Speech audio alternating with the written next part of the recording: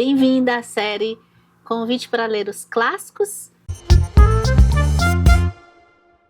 Estamos documentando como é que foi a leitura de alguns livros clássicos. E aqui é a troca que a gente gosta de fazer para você deixar aqui nos comentários, arrasando como sempre, colocando a sua experiência com a leitura de clássicos. Eu estou aqui voltando no tempo para o ano de 2022. Temos 19 clássicos para vocês conhecerem. A observação dessa série é que, talvez, sob o ponto de vista acadêmico formal, nem todos os livros que eu vá falar aqui são clássicos, tá? Uma das coisas que tem lá, no primeiro vídeo dessa série, que se chama Convite para Ler os Clássicos, é sobre essa coisa do difícil e do fácil sobre a leitura de clássicos, né? E que muitas pessoas acabam, como eu, criando uma barreira, achando que a leitura de clássicos seria, de certa forma, inatingível. Por outro lado, tem também aquele tipo de conteúdo que eu pude também assistir, que trazia, não, mas essa leitura aí é moleza. E quanto que a gente tem que dosar para saber que sim, a gente precisa muitas vezes, para ler textos mais antigos, buscar uma parada à nossa volta, para a gente poder aproveitá-los ainda mais.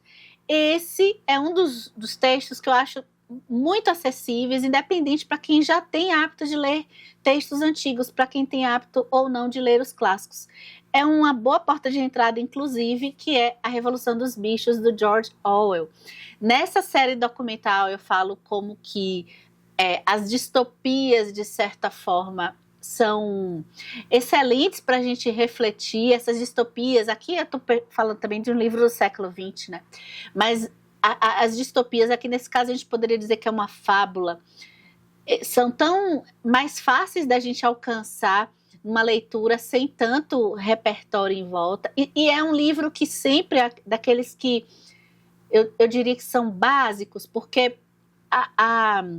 a percepção aqui de uma espécie de alegoria com a Revolução Russa, ela pode ser discutida ainda, ampliando ainda mais a linha restrita à Revolução Russa. Então a gente tem aqui desdobramentos de formação de grupos, o que acontece com iniciativas em que se coloca algumas intenções, as melhores das intenções, para a gente ter conquistas para diversos grupos, mas essas intenções são perdidas no meio do caminho. Uma autora que eu quero ler mais, eu li 2 livros dela somente, é a Lígia Fagundes Telles, nossa escritora nacional. Pode ser também que, no ponto de vista acadêmico, não seja considerado um clássico, mas eu acho que os temas da Lígia, eu percebo que, assim como a Clarice Lispector, ela atinge temas que eu acho que vão perdurar aí por muito tempo. E em 2022 eu li O Seminário dos Ratos, é um livro de contos, e foi bem interessante o próprio processo de entrar em clássicos, em autores considerados mais difíceis pelos contos, pode ser uma boa pedida. Mas a Lígia não é um caso assim de uma escritora que também faz textos tão densos assim. O Seminário dos Ratos também foi um livro que eu pude ler de uma forma que não foi perceber contos de uma forma diferente, discutindo conto a conto. Tem uma série aqui no canal que se chama Copa Literária, em que um dos meus contos mais marcantes da Lígia Fagundes Telles está nesse livro, se chama Senhor Diretor, temática da idade, da perda de sentido, o tempo que não volta mais, chuchu beleza. Inclusive aqui também tem um conto que me impressiona muito e tem vídeo exclusivo, que se chama As Formigas. A Lígia, no Seminário dos Ratos, coloca contos assim um pouquinho assustadores, levemente assustadores, mas que tratam de temas femininos e tragédias e sentimentos femininos de uma forma muito bacana, especialmente para mulheres. Em 2022 foi o ano que eu iniciei a leitura do Tolkien. Então, O Senhor dos Anéis, eu comecei a leitura oficial, eu tentei 2 vezes ler esse livro lá na época da faculdade, eu tinha um amigo que era apaixonado pelo Tolkien, mas não consegui. E eu acho que foi tão importante ter lido sobre o Tolkien, pessoas que estudam Tolkien antes de ler o Tolkien, no universo da fantasia, e o que o Tolkien fez em termos de literatura, é algo que a gente vai lendo e impressionante o quanto que é uma forma de produzir um mundo exterior com temáticas e diálogos assim inesquecíveis.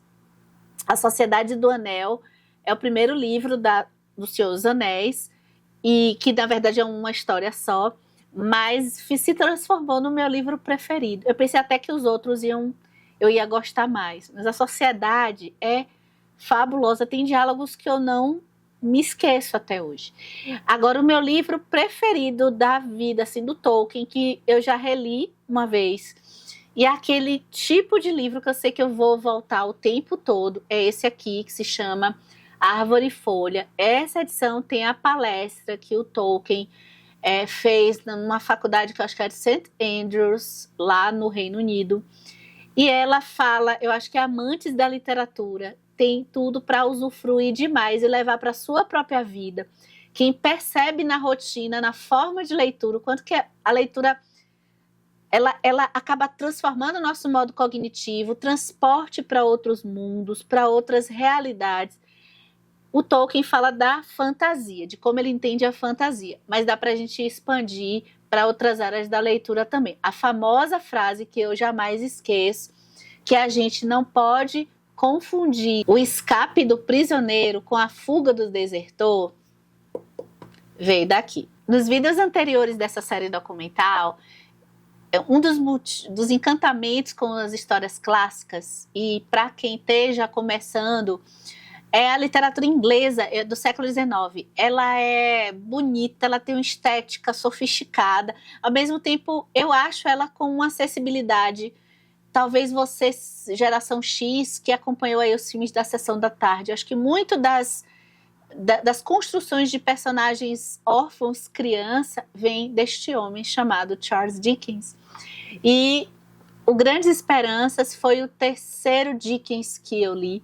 Comecei por David Copperfield, comecei por alguns contos, depois fui para David Copperfield, aí tem a Canção de Natal, e cheguei no Grandes Esperanças, mais um livro com um personagem que é um menino que a gente se afeiçoou, acho que em 2 páginas na descrição dele, um romance de formação também, e momentos assim que o Dickens sabe puxar aquela lágrima de vez em quando da gente, sabe? Elias Canetti, não sei se oficialmente ele é considerado clássico, ele produziu no século XX, estudou muito a formação de massas, movimentos de manada.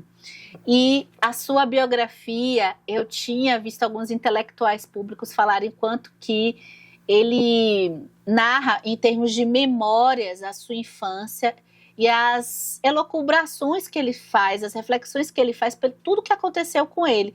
Tem uma trilogia que se chama Autobiografia do Elias Canetti, em que o primeiro volume, A Língua Absolvida, eu estou colocando aqui na lista de clássicos. Eu acho que esse, não sei se muitas pessoas vão gostar, teria que ter um interesse particular na vida do Elias Canetti.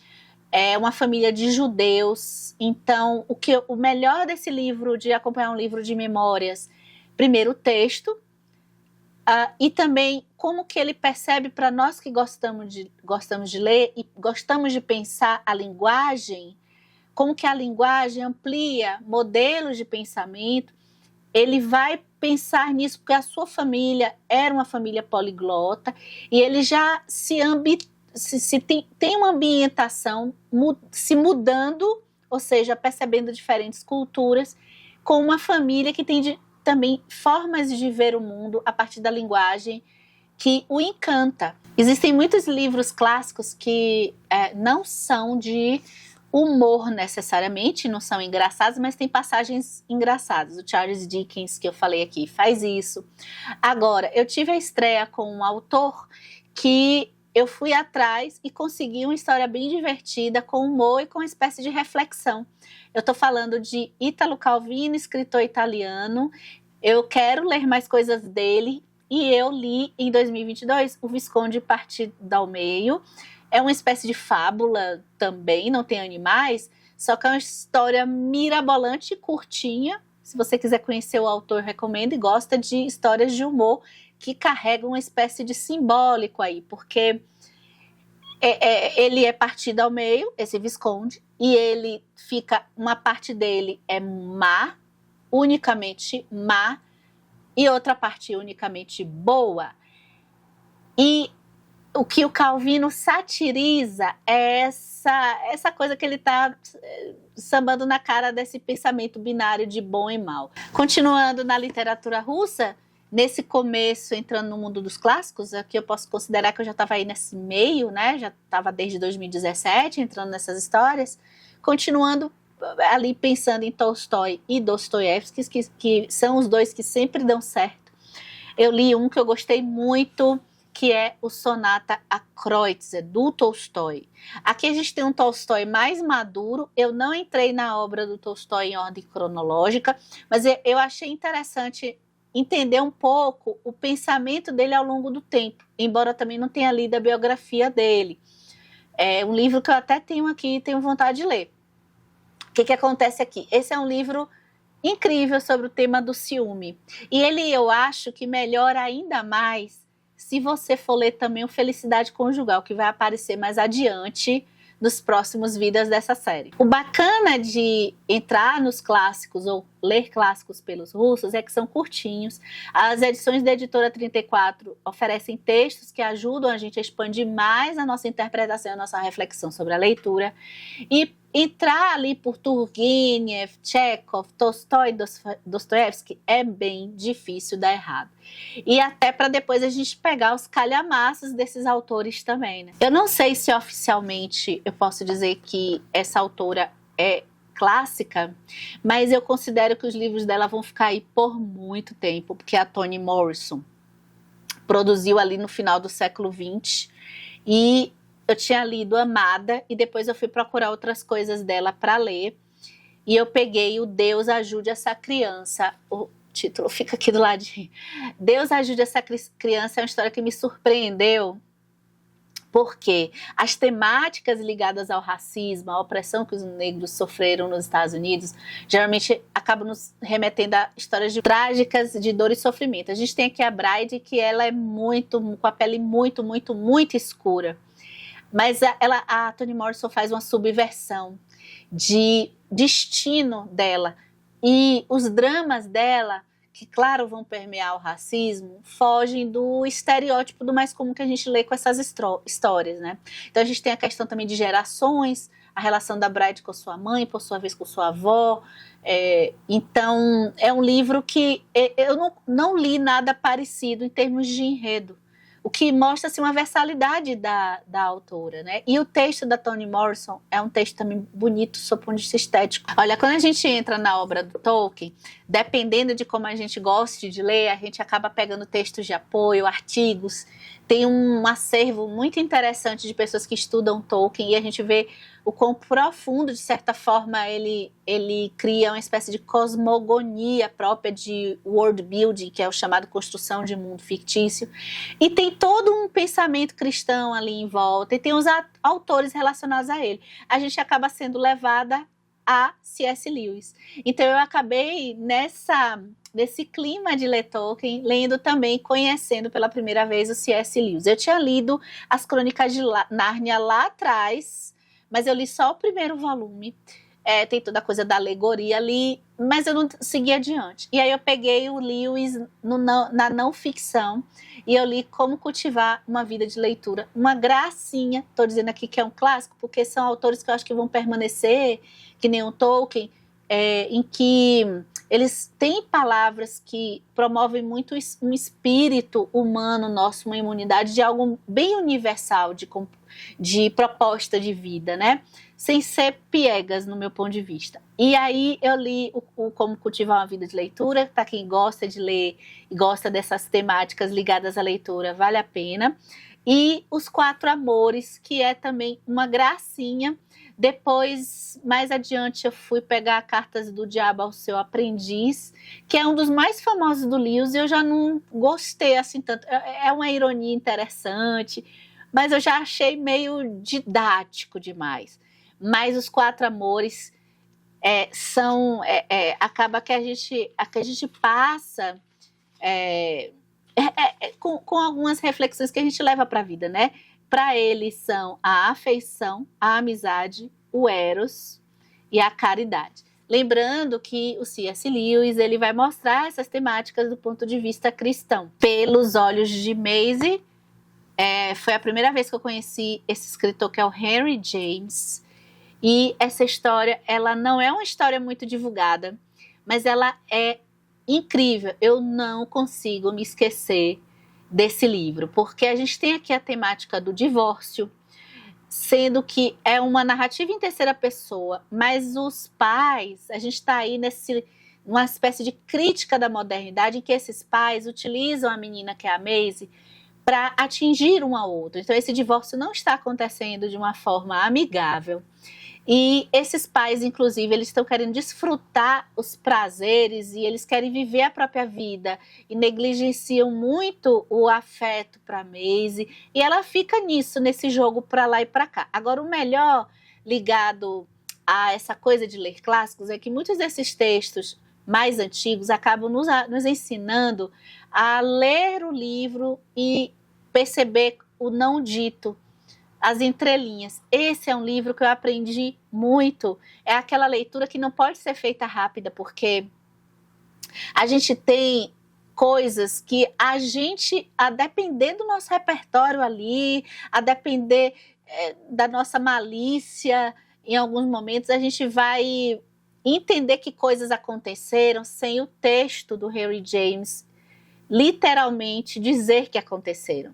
Justamente porque o narrador carrega o que a Maisie está vendo, o que a Maisie está sentindo. Então, é uma criança, uma menina que está chegando perto ali, acho que dos 12 anos de idade, se eu não me engano, e foi assim, uma história ligada a sentimentos emocionais de uma criança, contada de uma forma diferente, que eu gostei muito de ter conhecido. E 2022 foi um ano que eu comecei a ler o Shakespeare, que para mim era tão inatingível. E, claro, ler o Shakespeare, no meu caso, pode ser que com você tenha sido diferente, mas eu precisei de ajuda. Então, eu não entrei na leitura do Shakespeare só pela minha cabeça, com vozes da minha cabeça, com impressões somente minhas. Eu fui acompanhando alguma teoria, textos, aulas, e o meu primeiro Shakespeare foi sensacional, que é um dos meus preferidos, que é o Otelo. Eu estava naquela época também, acho, lendo muito tema do ciúme, né? Eu acho que no ano anterior eu tinha lido Dom Casmurro, aí depois veio o Otelo, acho que foi assim, essa ordem. Teve o Sonata Kreutzer, que eu mencionei aqui, do Freud, que fala do tema do ciúme. Isso aqui é incrível. Essa edição ela tem um probleminha em termos de encadernação, mas eu gostei muito do texto dela. Textos mais antigos, da Antiguidade Clássica e até do Shakespeare, vale a pena você pesquisar para ler os clássicos, né? Ler esses textos, qual a tradução vai ser melhor para você, ou se você quer começar no inglês mesmo, porque vai ter uma preferência pessoal, assim, individual, de pensar na linguagem, na poética, na poesia, ou na palavra da semântica mesmo, de estar claro o texto. No meu caso, eu acabei descobrindo lendo o Otelo e bota aqui o Macbeth, que lendo nesses dois textos foi que eu fui descobrir que eu prefiro a linguagem acessível. E eu sei que eu estou perdendo um pouco da poesia do Shakespeare, mas foi como eu gostei de ler, interpretando e pensando as reflexões, todo o contexto histórico dessas peças do Shakespeare. Eu prefiro Otelo. Agora, a peça mais profunda, que eu acho que são temas bem de decadência, de coragem, ali no sentido de cometer um ato e depois não tem mais volta, é realmente o Macbeth. A partir desse ano de 2022, todo ano eu preciso ler um Shakespeare. E ler o Shakespeare, ele requer mais tempo, eu fui aprendendo isso, porque eu preciso dar uma olhada nesse entorno do contexto para eu aproveitar mais. E claro que eu percebo que cada vez eu vou sentindo uma certa liberdade e autonomia de percebendo coisas por mim mesma. Bem, do Freud, eu estou colocando aqui como clássico, não ficção, eu tinha entrado no Das Unheimlich, que é o tema do infamiliar, que tem relação com o conto O Homem de Areia. Tudo isso está aqui no canal Comparando Livros, se você quiser relembrar ou ver pela primeira vez. E eu descobri que o Freud, ele é um texto muito legal para quem gosta de ler, porque ele está sempre fazendo referência à literatura. Alguns textos são bem acessíveis mesmo, outros assim. Ele é claro, pelo menos as traduções que eu tenho lido, que são aqui da edição da Companhia das Letras, esse caso aqui, Paulo César de Souza, são traduções que deixam o texto assim, muito legal para gente que eu nunca estudei psicanálise, tá? Então, eu gostei muito de ter lido o meu segundo Freud, que foi o Psicologia das Massas e Análise do Eu. Um texto que o Freud ele vai explicar os seus estudos do como que a nossa mente, nossa psique vai alterando, muda de comportamento. A gente pode ter uma personalidade e fazer coisas totalmente longe dessa personalidade se a gente estiver em grupo. Eu acho que vale muito a pena. A gente em algum momento vai se deparar com grupos, vai seguir manadas e ter a consciência do que está acontecendo com a gente, dos riscos que isso implica, às vezes até do fortalecimento que isso implica também, como comunidade, como sociedade.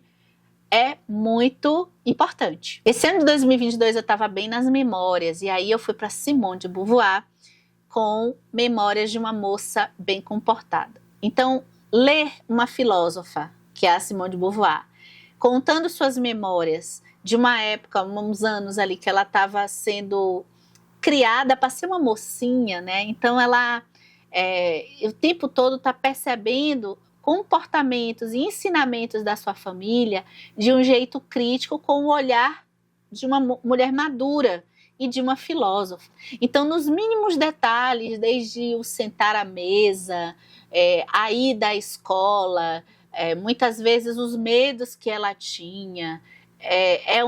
O texto, para quem está gostando desse gênero de memórias, vale a pena experimentar o estilo da Simone de Beauvoir, porque a filosofia está ali embutida nas memórias que ela está narrando para a gente. Eu li Hermann Hesse, que também produz no século XX. Não sei se oficialmente ele é um clássico, mas eu acho que são livros que vão ficar. E ele tem assim, insights filosóficos muito interessantes. O primeiro que eu li dele foi o Siddhartha, eu não curti muito, mas o Demian já foi bem melhor. Acho que eu participei de um grupo de leitura mediado por uma psicóloga, talvez isso tenha ajudado. Eu fui descobrindo que o Hermann Hesse, as histórias dele permeiam muito a psicologia junguiana. Então, depois da leitura do Demian, que foi bem legal, foi assim, eu consegui aproveitar melhor. Eu acho que o Siddhartha eu não estava ainda pronta.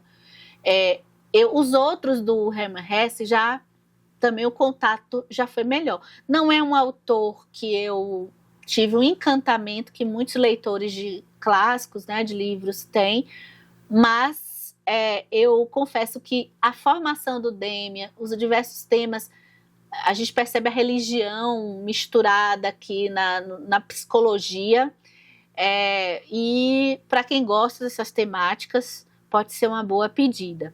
Estamos terminando, eu vou falar de um que eu acho que é curtinho e praticamente quem entra no mundo dos clássicos acaba lendo, que é O Velho e o Mar, do Ernest Hemingway. Eu tenho um carinho por esse livro, porque eu acho ele de uma sensibilidade assim, bem tocante.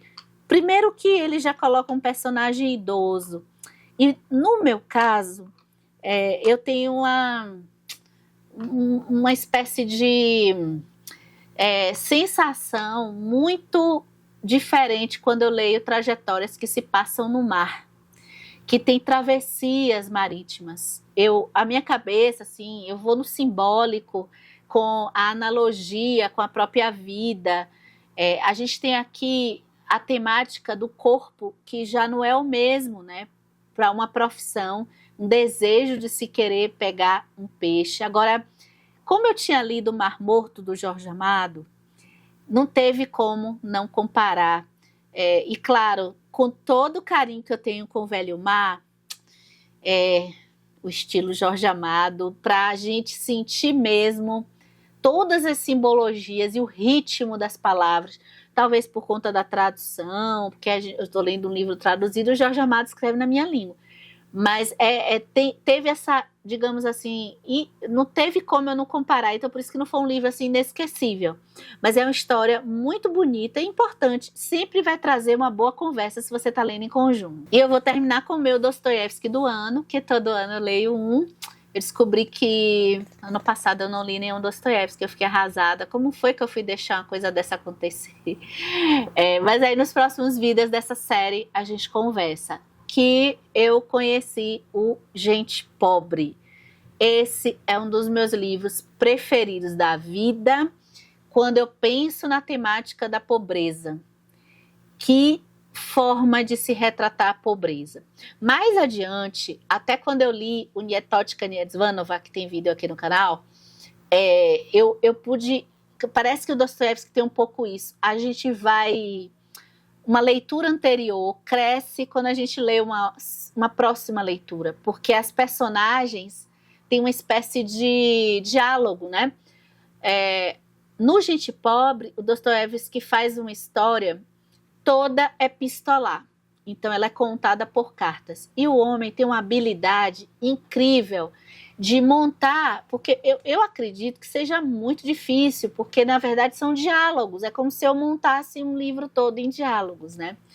E a gente consegue estabelecer conexões com os personagens rapidamente, e o que eu mais gosto, por isso que eu digo, é o meu preferido no quesito pobreza, relato da pobreza, né? É que o Dostoiévski não entra no melodrama, ele não entra no sensacionalismo e ele não entra no estereótipo. Então ele coloca os elementos muitas vezes dignos que podem acontecer na pobreza, assim como a ausência de elementos materiais de sobrevivência pode trazer uma tragédia, uma degradação humana também. Quem consegue, para mim, perceber isso, pelos que eu já li, né? Pode estar faltando gente aí para eu conhecer, é o Dostoiévski. Então eu termino essa série de um convite para ler os clássicos, mas teremos próximos vídeos, porque falta eu narrar 2023, 2024, tá? Possivelmente ainda esse ano pode ser que eu venha aqui falar desses livros, pode ser. Então a gente se vê no próximo vídeo.